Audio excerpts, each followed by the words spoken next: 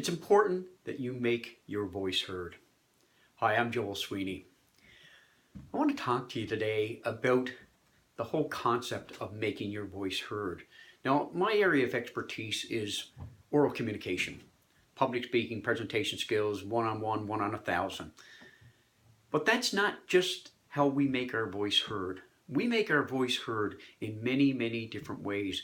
In a lot of respects, it's in our actions. It's what we do and how we live our lives. It's how we deal with others, how we help others.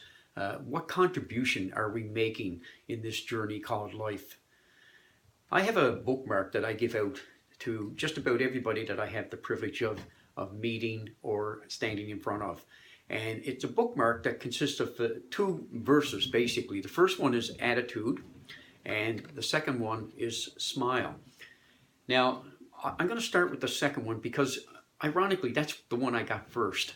So this was given to me many years ago by a colleague in university, well, in college at the time. It was a community college, and we spent a lot of time together over coffee breaks talking, and we probably spent more time in the cafeteria than we probably should have at the time. But nonetheless, she was going, it was a female, she was going through a fairly difficult time, and basically she just needed a friendly ear.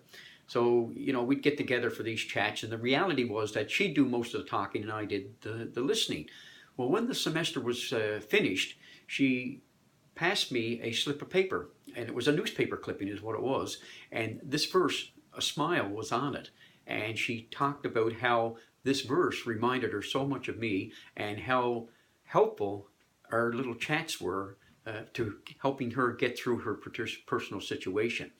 Now, I never dated her. As a matter of fact, I don't even remember her name to this day. It was so many years ago, but I still have this verse. I'm going to fast forward probably a dozen years or so to my early Toastmaster days, and this second verse on attitude was given to me by a colleague in Toastmasters. And again, the same thing had stated that basically this verse reminded him of me. Now, I had not seen this verse or the smile one before they were actually presented to me, but they did, I felt, represent certainly my attitudes at the time. And I'm a big believer that life is 10% what happened to us and 90% how we respond to it. So I've had these verses for a long time. I've had them on these bookmarks for years now, probably 15 years, 12 to 15 years for sure. And I've given out literally thousands of these.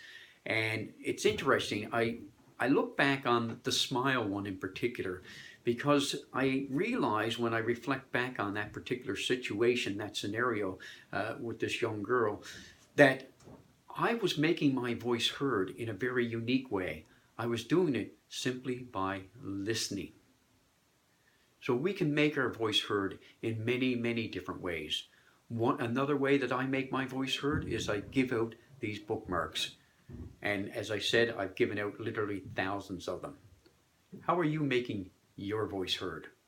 That's your tip for today. Now go out and make your voice heard.